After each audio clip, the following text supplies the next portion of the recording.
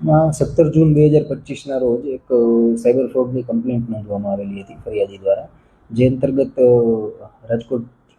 રાજકોટ શહેરના માનનીય CP sir, માનનીય એડિશનલ સીપી સર તથા ડીસીપી ક્રાઇમ સર નાઓની સૂચના હતી કે તાત્કાલિક તપાસ કરી અને આરોપીઓને પકડવામાં આવે. તો તે બાબતે સાયબર ક્રાઇમ પોલીસ સ્ટેશનના પીઆઈ તથા તેમની ટીમ દ્વારા તપાસ ચાલુ હતી, જેના અંતર્ગત જે ફર્સ્ટ લેયરમાં 3 એકાઉન્ટ આવતા હતા તેમાંથી એક એકાઉન્ટ ધારક વ્યક્તિ કે જે ગૌરવ નકુલભાઈ સોનવણે છે, જેનું માહિતી કઢાવતા તે પુણે મહારાષ્ટ્રમાં હોય તેવી બાતમી મળેલ હતી અને તેના આધારે ટીમ તપાસમાં ગઈ હતી. તો આરોપીને ત્યાંથી પકડી આવેલ છે અને આ આરોપીનો રોલ એવો છે કે જે એણે પોતાનું એકાઉન્ટ તેના એક મિત્ર સચિન મોરેને આપેલું હતું કમિશન લઈ, અને તેના બદલામાં એણે એકાઉન્ટનો ઉપયોગ કરવા આપેલો હતો, જેમાં તેના એકાઉન્ટમાં 8,14,000 રૂપિયા જમા થયેલા હતા. કુલ ફ્રોડ 16,67,000નો હતો.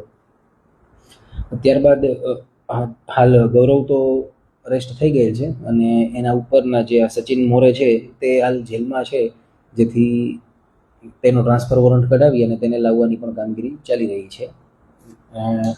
આ ઉપરાંત આ જે ગૌરવ સોનવણે છે તેને પોતાનું આ જે એકાઉન્ટ છે તેના પર અલગ અલગ 9 રાજ્યોમાંથી સાયબર ફ્રોડની કમ્પ્લેન્ટ દાખલ થયેલ છે.